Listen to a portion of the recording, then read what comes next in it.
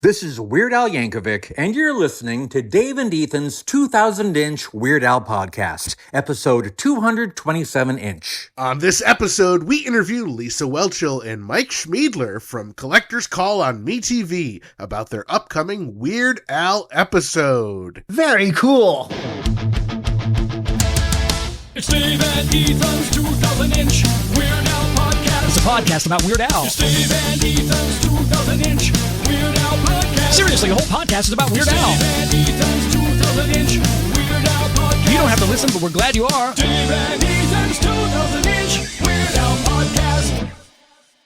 Whoa! Hey, Al! Well, while we have you here, from all of us here at Dave and Ethan's 2000-inch Weird Al podcast, we wanted to congratulate you on the big Emmy wins and nominations. Your hugely successful film, Weird the Al Yankovic Story. The new soundtrack and new song. Your Broadway debut. Yet another Grammy nomination. An incredible graphic novel. Another Simpsons appearance. Your awesome 162 show international tour, including stops at Carnegie Hall, and for the first time ever, playing in Hawaii. Your very own Weird Al pinball machine. 2 Nightmare Before Christmas live events. Performing at San Francisco Sketchfest 2024. The great panel at New York Comic-Con. Those really cool American Greetings birthday smash-ups. All those Netflix cameos. All those animation cameos. Your Muppets Mayhem cameo. Your Hollywood star not getting pickaxed.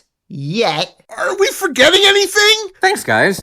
You forgot to mention that I got my tires rotated last Thursday. It was absolutely intern Frank's fault for not letting us know about that. Oh, how embarrassing. Al, we're obviously excited about everything you do, and we're looking forward to seeing what the rest of 2024 brings, and a hopefully kind of big 2025, 2026, whatever year comes after that, and beyond. Oh, hey, Al. We've got our interviews with Lisa Whelchel and Mike Schmiedeler from Collector's Call coming on in a little bit. Do you want to hang around? I'd love to, but this barista's pestering me to place my order. I know there are 27 people behind me in line, but doesn't he know I'm on a cell phone call with Dave and Ethan?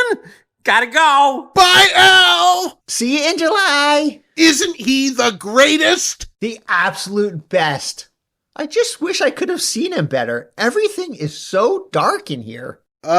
Dave?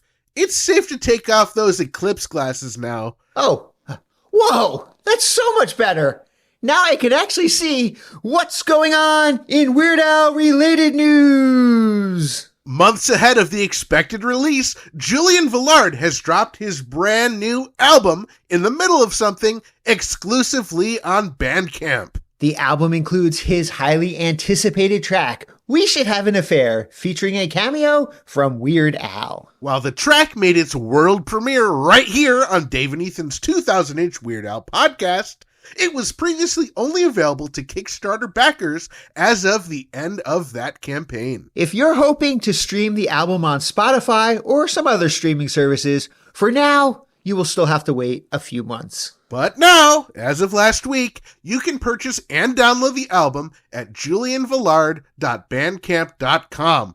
Plus, physical copies have already started to arrive for Kickstarter supporters. I got mine just the other day. This episode is brought to you in part by vegan burrito restaurant Burrito Burrito, home of the 2-pound double wrapped in a quesadilla Burrito Burrito, and Wizard Burger in Albany, New York. Come on down to Burrito Burrito and Burrito Burrito, your Burrito Burrito, and Wizard Burger for mouth-watering, loaded, dare I say beefy, vegan burgers. From Albany to Uranus, Burrito Burrito and Wizard Burger feed the hungry with out-of-this-world, plant-based, real food, always vegan style. Visit burritosquare.com and wizardburger.com to order ahead. And now it's time for What's Happening in Dr. Demento-related news. This past weekend, many big names in the comedy music community made their way to the Los Angeles area to help celebrate Dr. Demento's 83rd birthday. And boy, was social media blowing up about it. Dr. Demento Show royalty, Musical Mike, Jungle Judy, Whimsical Will, and Sulu were all in attendance, along with the likes of Insane Ian, TV's Kyle, Luke Ski, Steve Goody, and other demented favorites. Also stopping by were John Bermuda Schwartz and Steve J from Weird Al's band, as well as UH Jeff Nucera, who opens Weird Al's Mail. With his permission. Very cool. And now it's time for What's Happening in Dave and Ethan's 2000-inch Weird Al podcast-related news. Later this month, you can catch Ethan and I as guests on the Weird Pals podcast, along with Matt and Matthew of the Weird Algorithm podcast and Lauren of the Beard Al podcast. If the hosts of 4 Weird Al podcasts in one episode didn't tip you off enough, we will talk about the classic Weird Al track, I Think I'm a Clone Now. The epic episode, drops on April 29th. This past week, Patreon supporters were treated to scans of the TV Cable Weekly article about the Ricky music video, as well as the uncut Entertainment Tonight segment about the Ricky music video, both from 1983. Our Patreon family is one of the best families we've ever had. You can join the fun, as well as our upcoming 5-year anniversary festivities over at patreon.com/2000inch. Plus, we wanted to remind you that our close personal friend, Kenneth Guinup, will be showing off his incredible Weird Al collection on Collector's Call on Sunday, April 21st on MeTV and MeTV Plus. So be sure to join us over at group.2000inch.com for the watch party when it airs. All right, we've got 2 big interviews this episode, so Dave, why don't you take it away? Our next guest began acting at the age of 13, and her impressive resume includes her iconic portrayal of Blair Warner on The Facts of Life, as well as the runner-up and fan favorite on Survivor Philippines. She currently hosts Collector's Call on MeTV, and we are so excited to talk all about our close personal friend Kenneth Guinup's episode. It's our great honor to welcome to the podcast Lisa Whelchel. How's it going, Lisa? Great. Thanks so much for inviting me to talk about this wonderful episode. We cannot wait to see this episode, and we'd love to hear from you. What was it like seeing Kenneth and his collection in person? Well, it really was incredible. It was just like one step removed from, someone who really has impacted my life through people I love so much. Now, I love Weird Al's music. I've really enjoyed it, but my brother, who was actually 20 years younger than me, and then my son, they were both really fanatics, and so cool. That really impacted their lives in ways that I'm just indebted to him. And of course, when you love somebody and they're interested in something or someone, you either want to know about them or it doesn't matter because the person you love talks about them all the time anyway. So I learned a lot about Weird Al, and so I've actually really, really respected him for a long time as well. Not only admired, but also respected. And those are distinct, ways of feeling. Have you yourself ever worked with Weird Al prior to Collector's Call? No, I have not. Now, my brother worked with Weird Al, and that he was an extra in his movie when he was about 14, and he just happened to have his whole Weird Al getup, his costume, the glasses, the wig, and everything in the car. So he talked to the director, and he said, "Hey, you want me to put this on? You mean to wear this?" And and so the director said, "Yeah." And then I don't remember the story exactly, but I think that Weird Al fell off the stage or something and twisted his ankle, and then my brother says that he saved his life. He ran to him and he was there, and he said no, and that he was just taking care of him while they were getting the doctor. I think that it's gotten more and more elaborate over the years, though. So what was the reaction of your brother and your son hearing that you're doing an episode on a Weird Al collector? Well, my brother just couldn't believe it. He was so thrilled and so excited. And he had a best friend growing up, and they would both dress up and sing the songs, and they put all kinds of, motions to the songs and entertain for all of my kids. My son grew up to be a musician, and so he was as impressed that I was meeting Bermuda Schwartz as the fact that Weird Al was making a little appearance. Oh, that's so But great. I made a terrible, terrible blunder that we still laugh about because was trying to tell Bermuda Schwartz how grateful I was for Weird Al's impact on my son because I was a very strict parent and wouldn't let my kids listen to anything, any music that was or lyrics that were, quote unquote inappropriate. And so, but Weird Al's music was all really great music, but it also was appropriate. And I tried to tell Bermuda Schwartz how grateful I was. I said, because, they got to listen to Weird Al's music because it wasn't real music. It wasn't real rock and roll. That's what I said. It wasn't real rock and roll. And my son Tucker later said, Mom, please tell me you did not tell the greatest drummers of all time that he wasn't playing real rock and roll. Oh, no. I understand what you mean, but yeah, that is maybe not how to classify it. No. Oh, wow. That is so fun. And so, you get to see these collectors and these collections in person. Is there anything about, a Weird Al collection or Kenneth that reminded you of other collectors? Are there similarities between this type of person? Yeah, I think there are. I mean, as far as the main thread through most all the collectors, and I'd even say 95% of the ones that we've had on our show, the collection, the started in childhood, if not the collection, at least what it's, the thread is linked to the childhood, something that they want to capture or a relationship or a feeling or a memory. But also, I think that it's passion and purpose, and that was very, very apparent for this show. There's just the passion and the purpose for collecting something that is so very meaningful to them. And I know you've seen a lot of different collections from a lot of different people.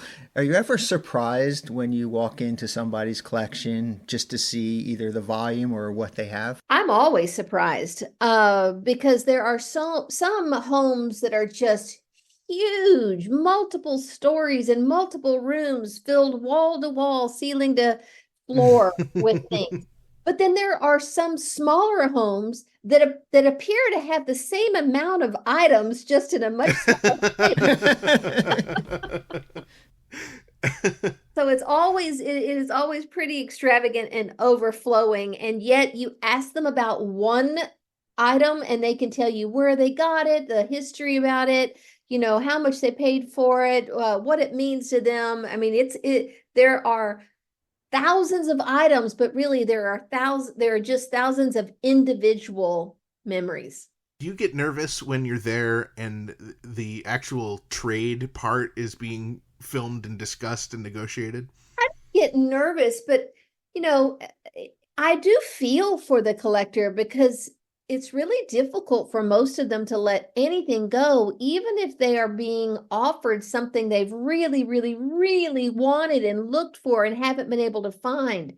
It's quite a tug of war within their heart because everything they have is so meaningful to them. There's a story behind it. There's the hunt behind it. There's what it means to them, not only from the item, but also how they got the item. And so to let go of something, they have to let go a piece of their heart in order to allow a new piece in. And no matter how valuable the new piece is, the one that's been in their heart has only increased in value over time. Right. Yeah, as collectors, myself and Ethan, we can sympathize with the collector as to what they must be going through in that particular moment. So I've seen a lot of press photos and also previews for some of the things coming up, and you get to actually touch this stuff, and when it's like a vehicle, you get to sit in it or put it on. I mean, is there anything that really stands out to you as being a favorite in that sense? Yeah, that would be really, really hard because there are things that I would qualify as my favorite because they were something that I grew up with. But then there's some things that I don't know that I would qualify as a favorite, but I would think, oh man, I had no idea. And I've learned so much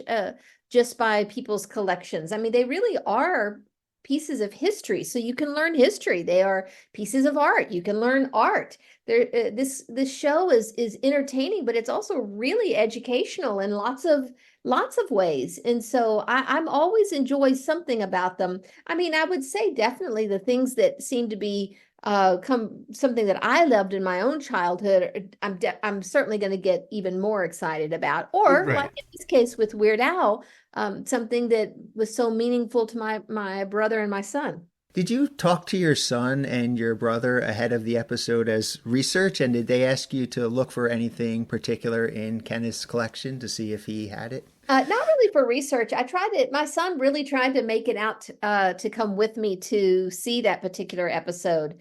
And he was unable to. So, but I took lots and lots and lots and lots of pictures and sent them home. Oh, good. Back to real Oh, time. great. When you're visiting someone's collection who collects memorabilia of, TV shows and costumes and that kind of thing, do they react to meeting you differently than someone who is maybe a Weird Al collector? They do within like the first 5 minutes, but after that, anything that feels odd or unique or even a little bit uncomfortable because they perhaps watch me on TV or whatever, and I'm suddenly in their house. That goes away because then really the star of the show is the collection. And so all the attention goes to the collection, and I'm learning something, and they're in their element, sharing their stories about their collection. And then we have an expert we're both learning from. So it wears off pretty quickly, and I am outshone by the collections time and time again. Has there ever been an instance where you're in someone's house and they have something you wore on Facts of Life or something like that? Yeah, we did. We did a Facts of Life collector one season. We also did Wow. Charlotte Ray's son. It had Charlotte Ray, who played Mrs. Garrett, her own personal private collections. And so, there were a couple of items that both of those times that I thought, man, why didn't I bring that home? When you show up, are they like asking you to autograph stuff or something like that? Typically, there'll be something. A lot of them are autograph collectors, or they have something, or because they know I'm coming, they get something. Yeah. And so I will autograph it. Oh, that's so very nice.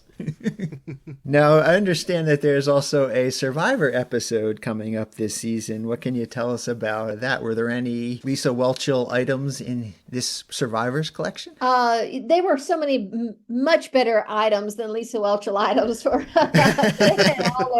the real Survivor stars, all the ones that were, on the All Stars or won the $1 million or the first episode. They had all those that those of us who truly are Survivor fans would be much more excited to see than any Lisa Whelchel thing. He did give me something that it looked like that it was a name tag that had been originally created for our torches. And they must not have used them because we didn't have names on our torches, but there was a Lisa, and there's only been one other Lisa on the show. Oh. And we got a picture of her torch and there was no name. So anyway, so the collector gave it to me, and now I have it in my little what I call my Survivor shrine, which is a little shadow box with some of the things that I did bring home, including my buff and my bag and my water bottle and that kind of thing. So are you a collector too? Do you have certain things that you collect? I'm not a collector. And my personality type is much more of a less is more kind of person. So I probably wouldn't be inclined to collect, but I will tell you this, I will never, ever do another show without bringing one item home. So I guess I am a collector now. It's just of things because there's so much. It's such a great way to capture a good memory and have it in your home, and you can look at it, and not only are you seeing the item, but you're seeing the good times that's behind that item. And so I have learned to definitely collect things from my own work. And did your parents or family members collect Lisa Whelchel items as you were becoming a star? My grandmother did. My grandmother was my the president of my fan club, and and so she collected quite a few things. And my mom is not a collector, and I'm not a collector. So after my grandmother passed, there is definitely a big gap where we needed her around to think ahead and realize, Right. I want this stuff. Lisa, this has been such an awesome experience getting to have you on the podcast. Talk about Collector's Call, talk about Kenneth Guinup and Weird Al. We are so excited for April 21st to see the episode all about the Weird Al collection at Kenneth's house. And we are just so excited to have you on the show and to talk about this. So thank you so much for joining us.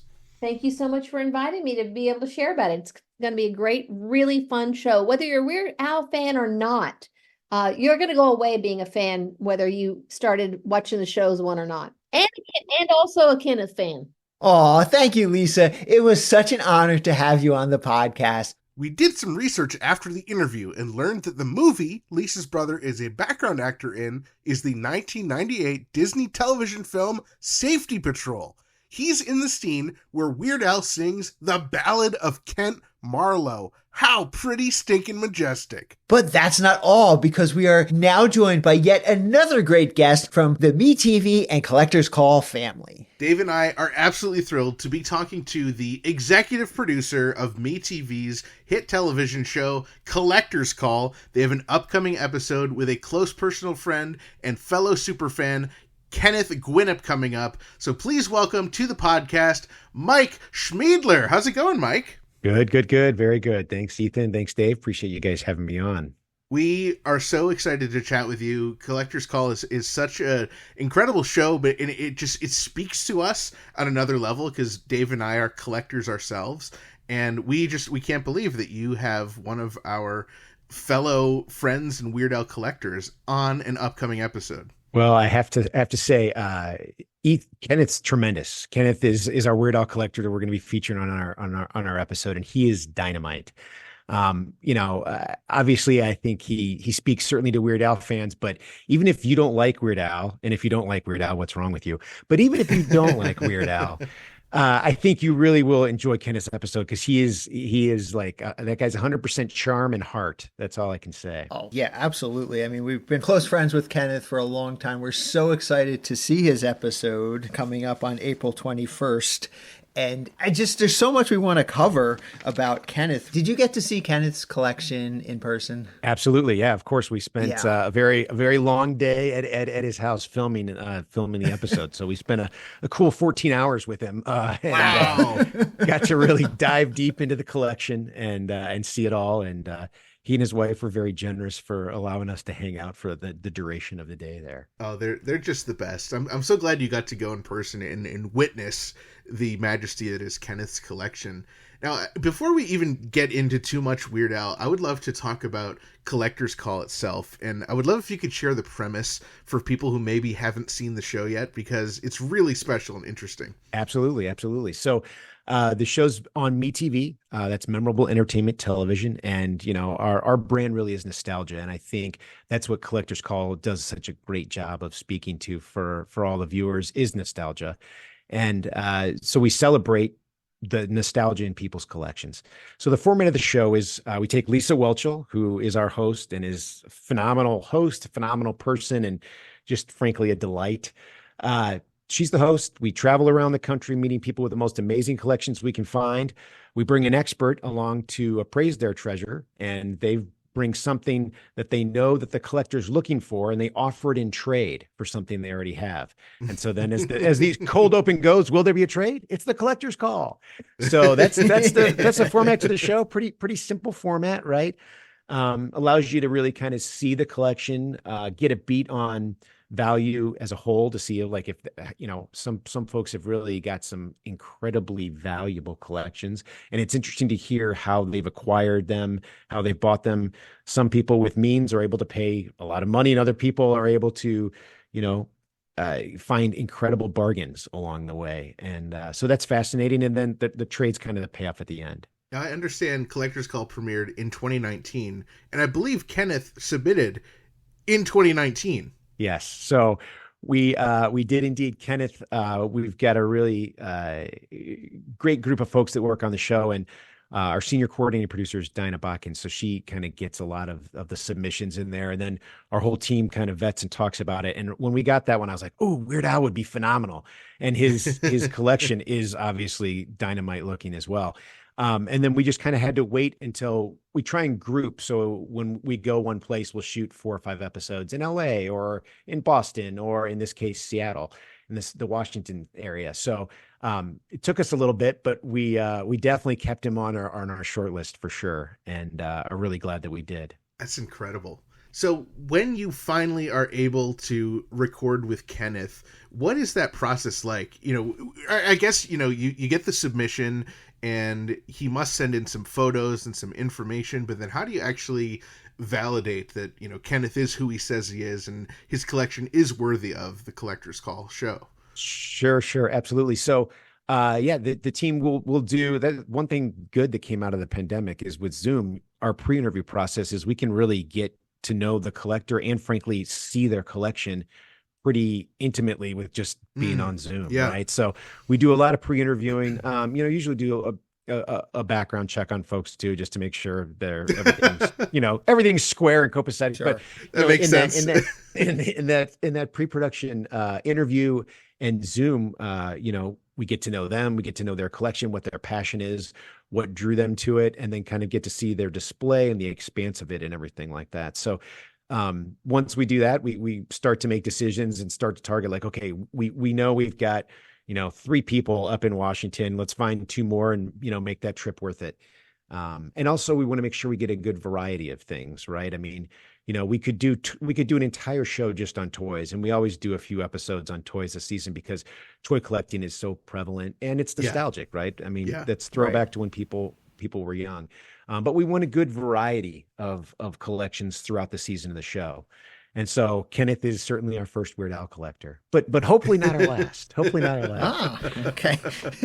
Well, you're talking to the right people if you ever need a sequel. There you go. Exactly.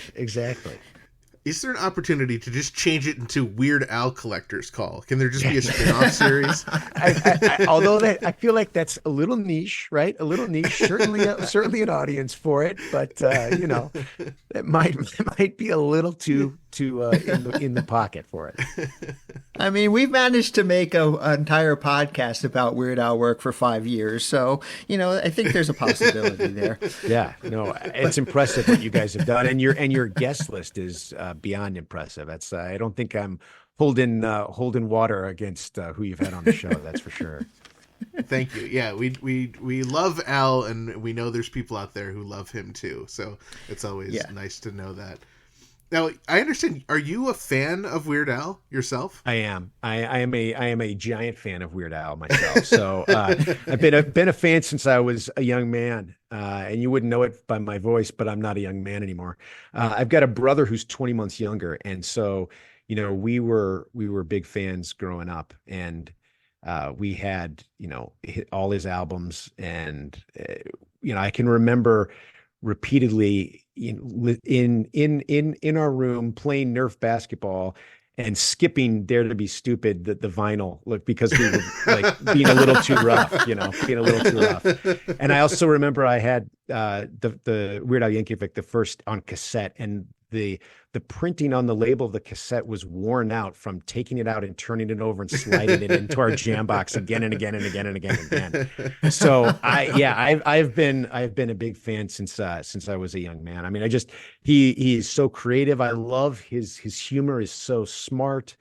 The songs are great, and he just he's kind of a one of a kind artist, and the fact that he's been able to maintain this for the amount of time he has is incredible. It really is incredible.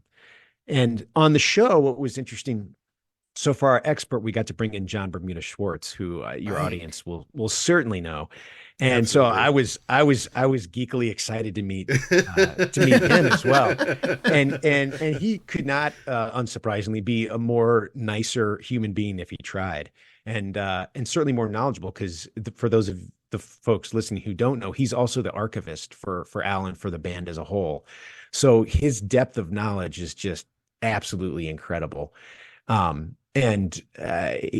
stories he told were amazing, on camera for sure. And then you'll see in the trade scene, the items he brought for trade was also equally incredible, and talk about rare Al items that couldn't be more personalized if they tried, so it was true. Absolutely. I'm very excited to see what Bermuda did bring and try to tempt Kenneth with, because I know Kenneth has an impressive collection, and I've seen part of Bermuda's collection as well. There's another episode for you going through Bermuda's collection.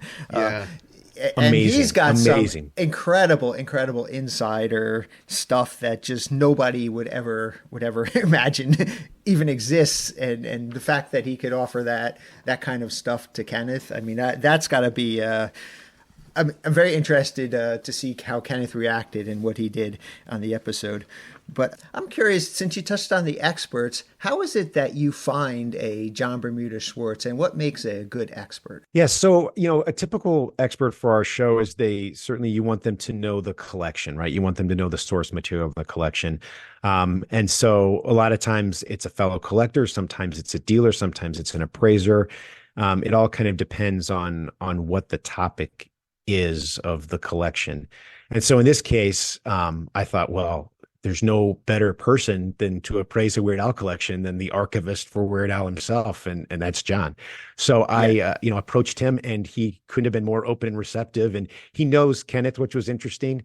And I just kind of didn't know, like, often collectors do know, like, we had an Elton John collector who'd been to over 100 Elton John concerts, and Elton knows him by face and name and everything. And John basically kind of said the same thing about Kenneth, right? Like, everybody knows Kenneth and everybody loves him. And so it's great when you have, those collectors, as John kind of said, that you reach a certain level, there's a number of collectors that we all know. And Kenneth is definitely one of those. And so it was great. It was great to have him there. So has there been an expert like Bermuda on where they're, I guess, as intimately close to the source material of what the collector's collecting, but also someone that the collector knows personally? We definitely have had experts on who have known the collector personally, because a lot of times, that gives us an upper hand from a show perspective if, they're familiar with the collection, especially if it's a large, expansive collection, and it could be an appraiser who they've worked with or a dealer who they've bought a lot of stuff from.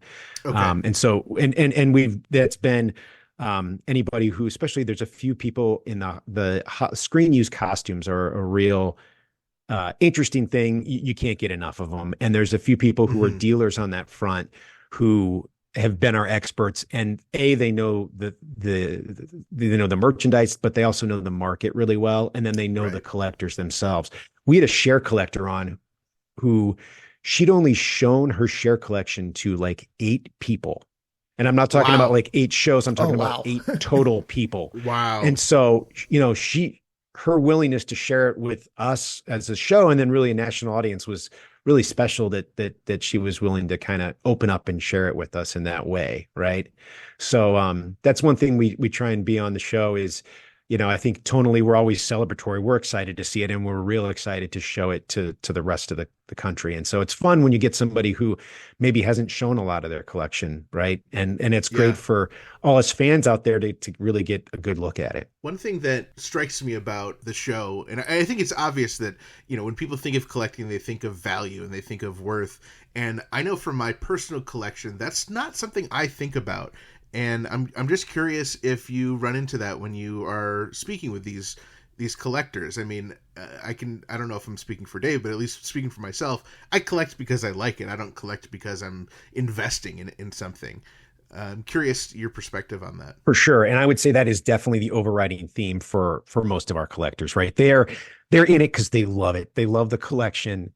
They love what they're collecting. Oftentimes, it's been something that they've collected since they were kids, really, or maybe it harkens back to when they were kids, and it all is kind of rooted in that nostalgia and that celebration of kind of what, that first excitement that we can all remember from when we were a kid, where you get something, you're like, whether it's that TV show or whether it's a musician or whether, it's bikes or whatever it is, we're like, oh God, I still remember we had a Schwinn collector, and he had hundreds of Schwinns, and he loved bikes, and it all came back to like these, classic Schwinn bikes. So it all kind of is what harkens back. And, a lot of the collectors will say like, oh, it's great to know that it's worth X, Y, or Z, but you know what, the monetary value doesn't really matter to me. It's more about, you know, having it and then sharing it with fellow collectors, sharing it with family, sharing it with, you know, outside family and friends who love to come over. We have a jukebox collector this season, and his house is full of jukeboxes, and his basement's huge and it has all these jukeboxes, and he loves to have all his family parties there, right? They come over and everybody gets to pick music to play, and he's got lights going, and it's amazing. It's amazing. So cool. yeah, it's great. I mean, the collecting world is great. And also another thing is there's a real sense of community there amongst the collectors. You know, everybody's trying to get something, and whereas you would imagine it could be competitive, what we found is a lot of people help each other to find things that are missing, right? Things they want, things they want to pick up. You know, if somebody's got one, they may not give theirs up, but they're always looking to give their fellow collector or find it if they're out, you know, hunting. They're always looking to pick up stuff for somebody else as well. Yeah, I think we can definitely speak to that. The Weird Al collecting community is very generous in that sense. That's great. That's great. As it should be, right?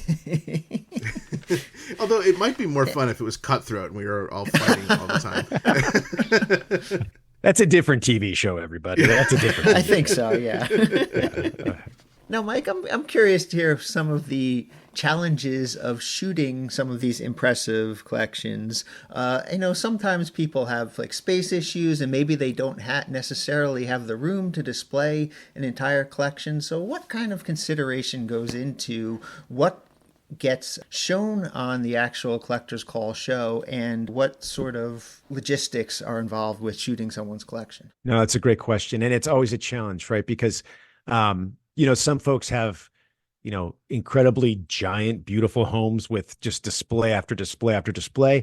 And then other folks just have a part of, you know, a small room. Or even one of my favorite collections we did was a guy who collected autographs, and he'd been doing it for so many decades that he has pictures of each person signing the thing with actual film and picture. Wow. And on the back of everything, he would have the negative and the photo. And it was literally in the unfinished portion of his basement. Fred was his name. And such a passionate guy, and his methodology was so great because he had gotten the provenance was amazing. He had done it all himself. Like 98% of everything he had was signed in person for him.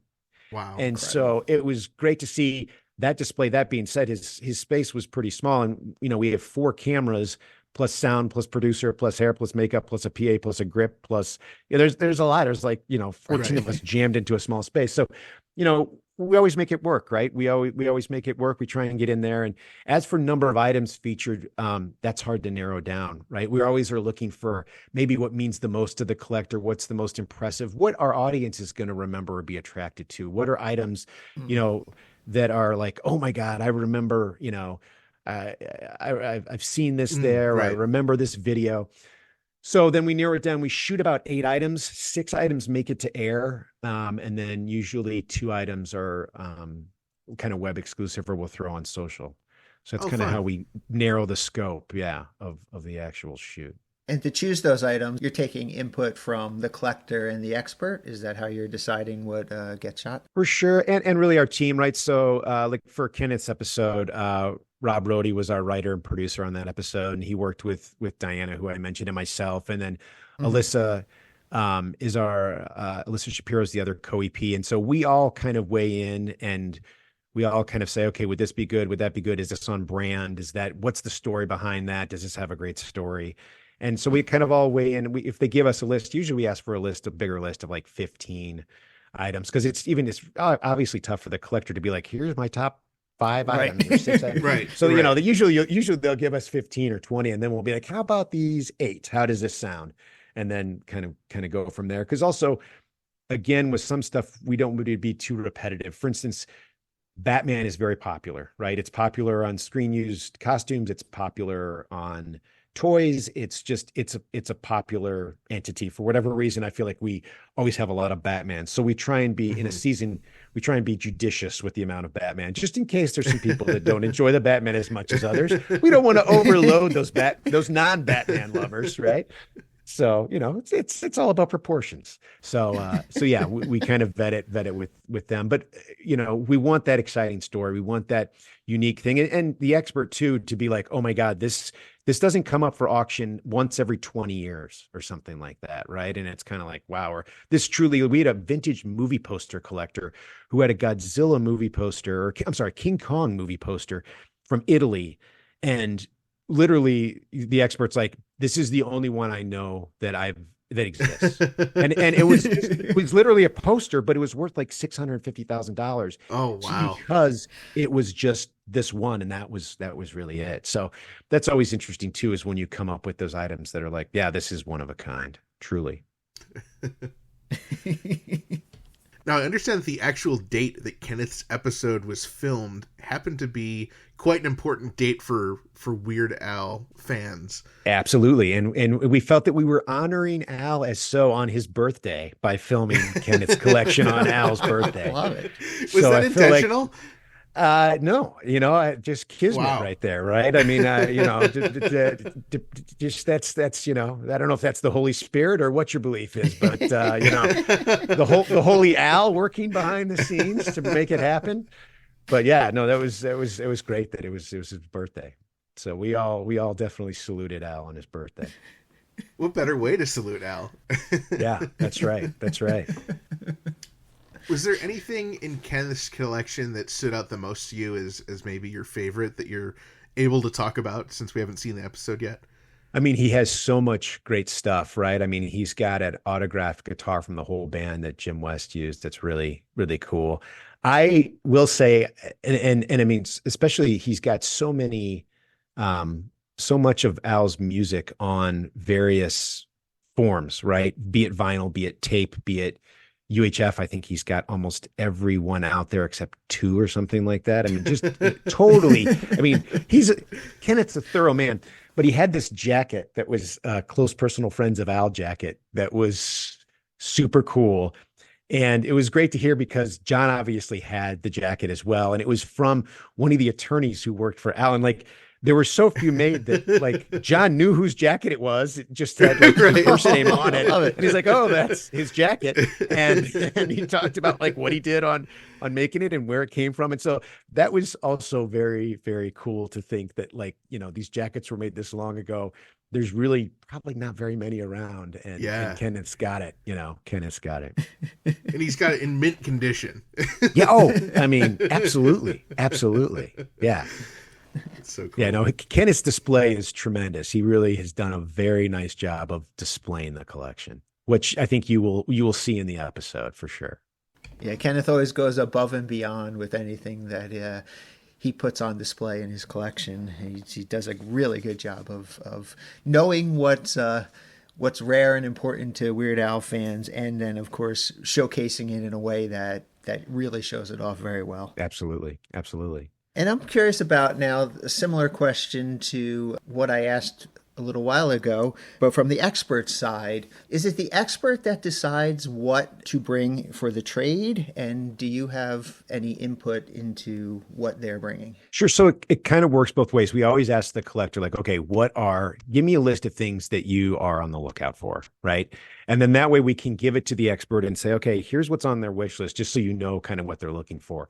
And then depending on the expert, they may pick something directly from that list, or they may get a sense for, okay, great, I have a good sense of the collection, so I know I'm going to bring X, Y, or Z, right? For instance, we've done Barbie a few times, and there's always a few Barbies that the collector's looking for. And so the expert is able to, it's helpful because there's so many Barbies. You don't want to necessarily bring something and have it be like, yep, got that. So, right. That also doesn't make for, frankly, very compelling television. So we try and get a sense of like, okay, they don't have this, or if they have something, we'll try and, gather a little intel on our part and be like, do you have anything from X, Y, or Z? And at least have them be like, no. Right. Mm-hmm. So, it really kind of varies. And, all of our experts have different ways of finding stuff and bringing it in. And what's interesting is in a few cases, we've had an expert bring something that may belong to a client, for lack of a better word, right? Like somebody who buys from them often and they know they've got something, and then they'll bring it, and then they actually have to like call off camera and be like, okay, here's the deal. Wow. I've brought, they brought X. They're willing to trade for Y. Do you want to do this? Right. And, or they'll come in knowing like, okay, they want X, Y, and Z. And if you can make it happen, just do the trade, And so, and our experts will say that if they'll be like, oh, well, I've got a friend, but it's impressive how much cool stuff they're able to kind of bring to the table. And it's always interesting to us. Like, I'll never forget, there was this Pac-Man episode, and our Pac-Man collector had this really cool lamp that when you turn it on the bulb, the heat from it had this kind of circular shade and with slats at the top, and the heat from the bulb spun the slats. And so it was supposed to be like Pac-Man was running. There was kind of two things to the outside of the shade. So I'm not doing a great job explaining it, but it was a unique lamp. And our expert wanted the lamp, and he, because it's already aired, I can tell you, the collector traded for the lamp, and we were all like, "Oh my God, I can't believe he traded for the lamp!" Like, we literally were on the edge of our seat because he talked about like how this was like his prize thing, and he was game to trade the lamp. So Wow. it's fun. It's fun for those of us making the show too, to kind of see what's going to happen, Yeah. And there are also times Lisa does a nice job of kind of moving things along, because there's deliberation can take a little while off camera. Sure. So I'm sure we try and kind of move it along, because otherwise there'd be a lot of deciding going on.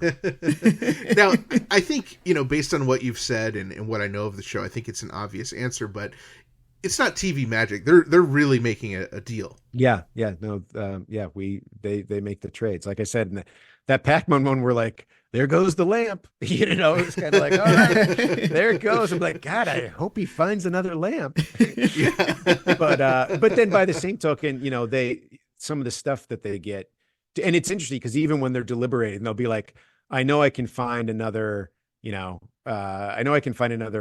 Malibu Barbie from 1976, but I won't be able to find another Venezuelan produced Barbie from 1985. And they know. I mean, that's the thing. You guys are collectors. You know the market, right? You know what's hard to find.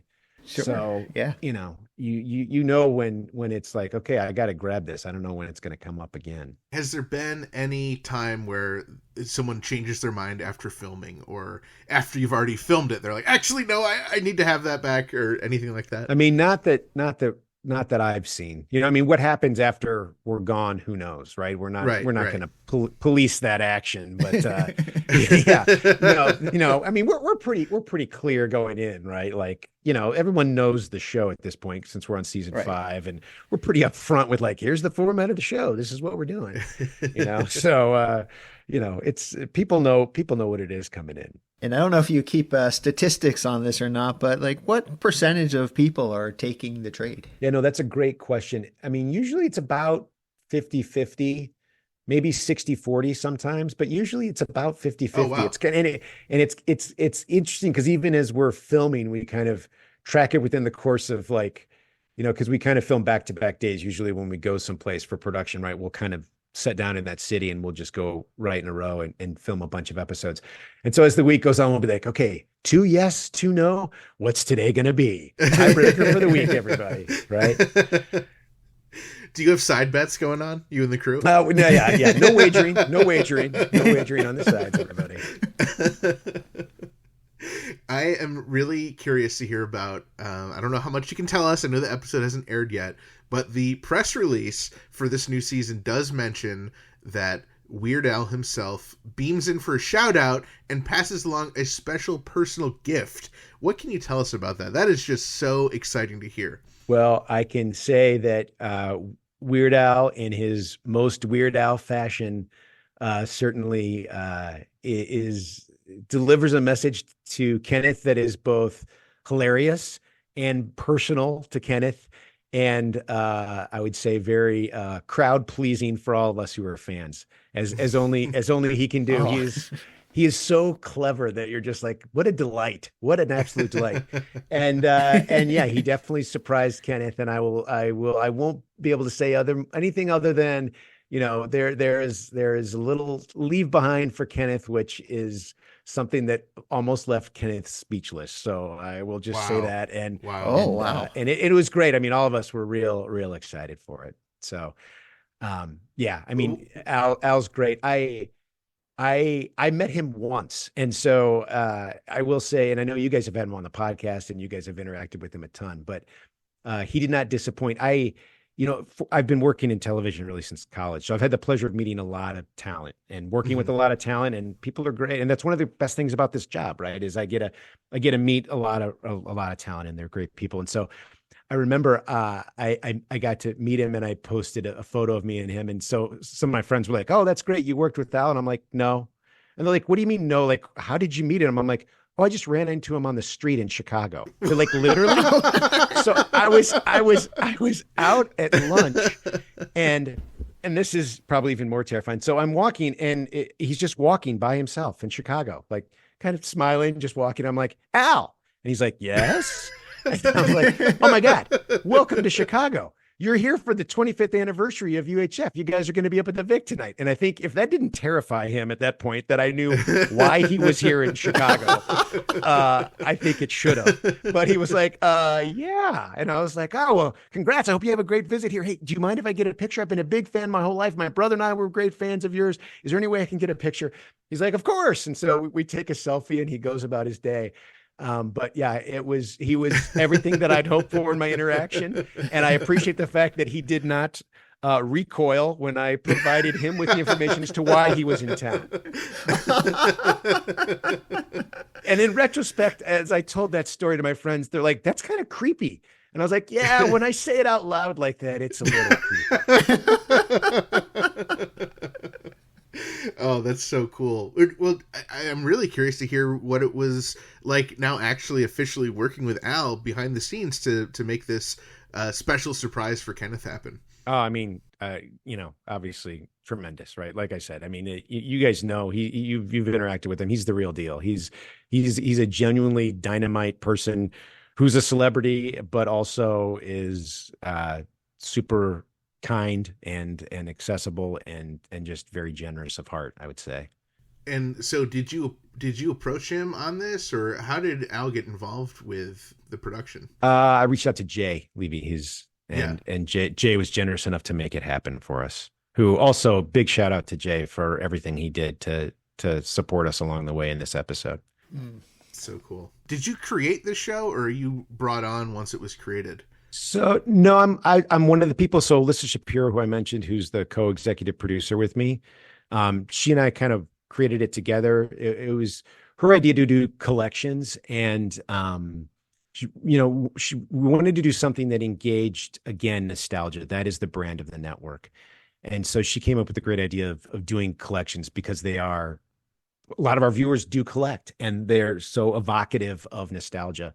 And so then we kind of worked on format and batted it around, and really, a group effort at MeTV. Neil Saban was heavily involved, who's kind of the guru of the entire network. He invented the network itself. Steve Farber, who's in our operations, he actually came up with the title.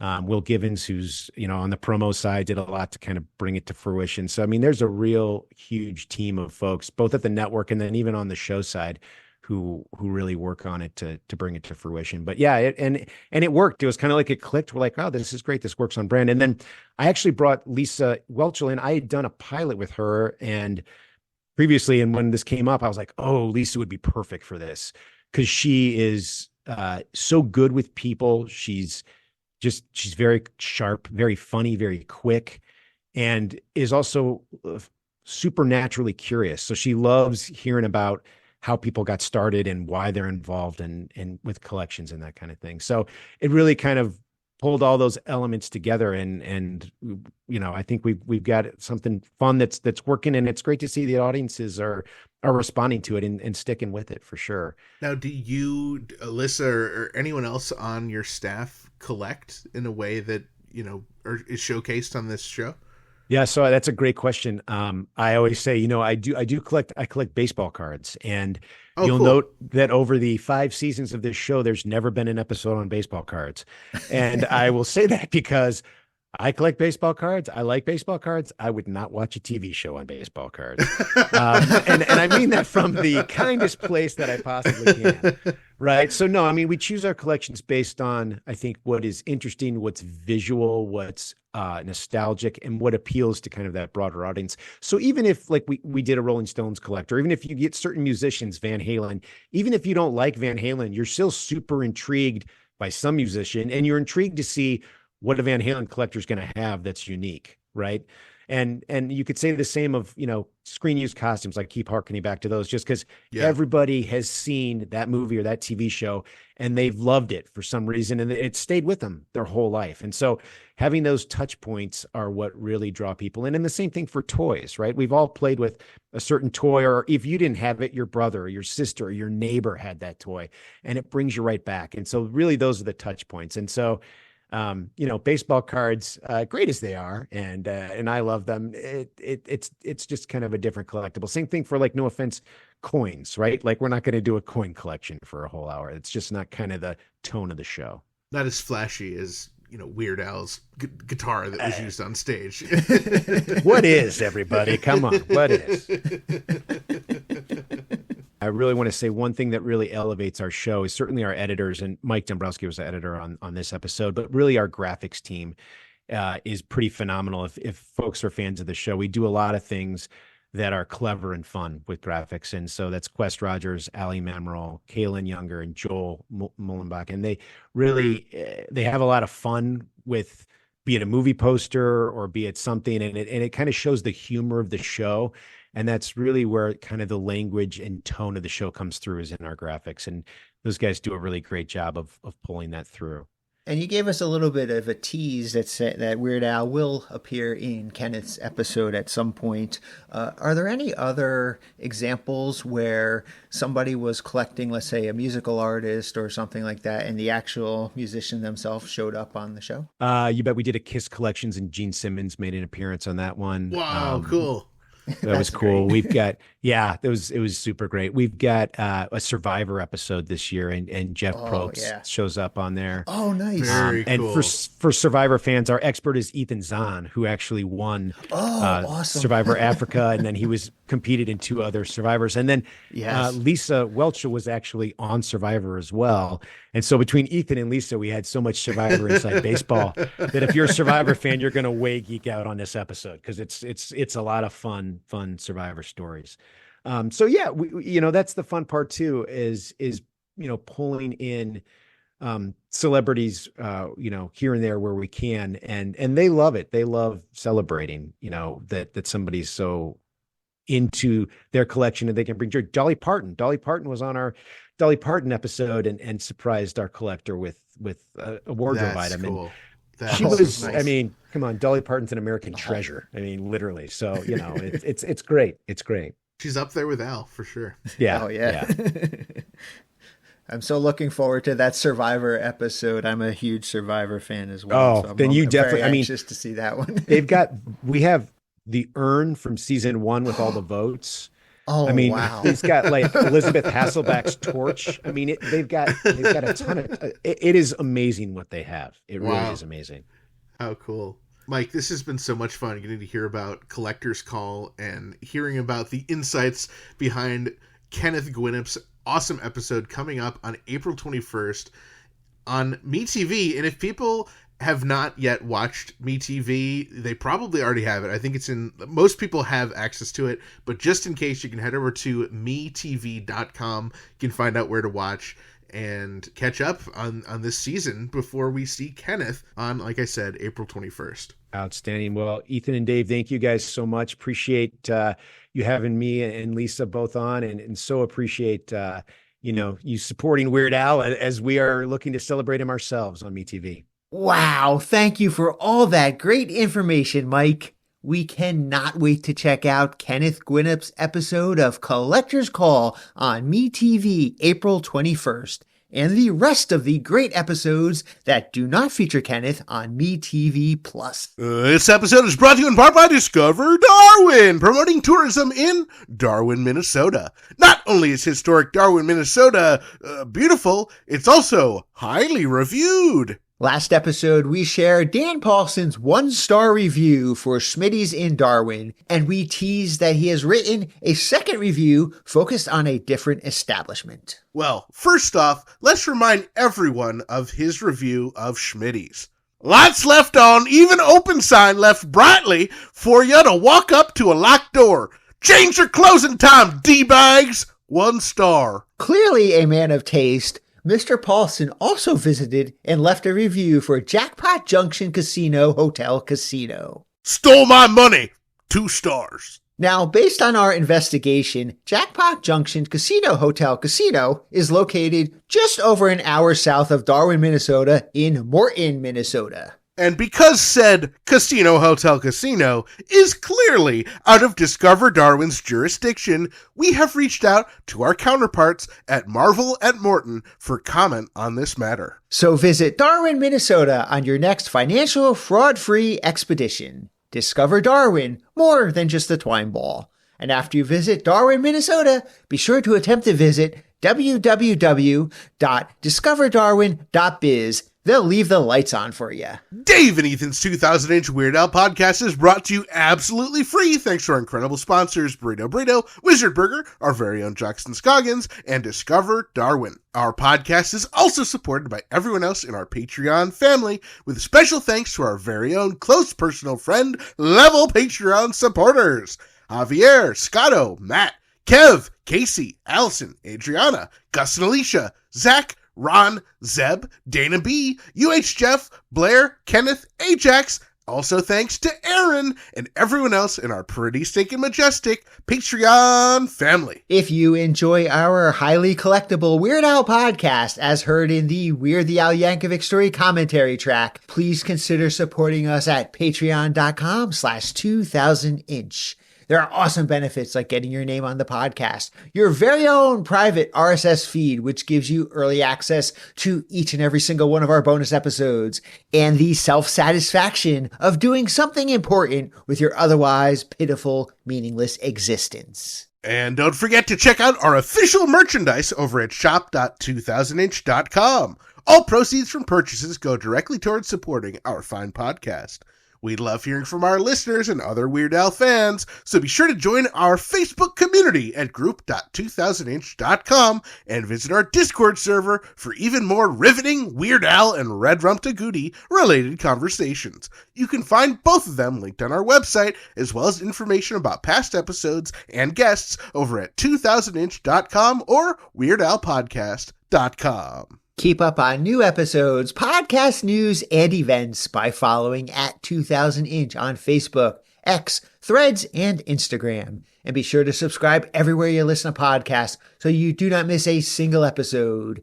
Not only does subscribing help the podcast, it automatically protects all of your most prized Weird Al related possessions by encasing them safely in a clear plastic display case. Plus, we also love it when we receive voicemail via our official patent-pending 27-hour-a-day podcast hotline, 347 Spatula, as seen in the Illustrated Al, the Songs of Weird Al Yankovic.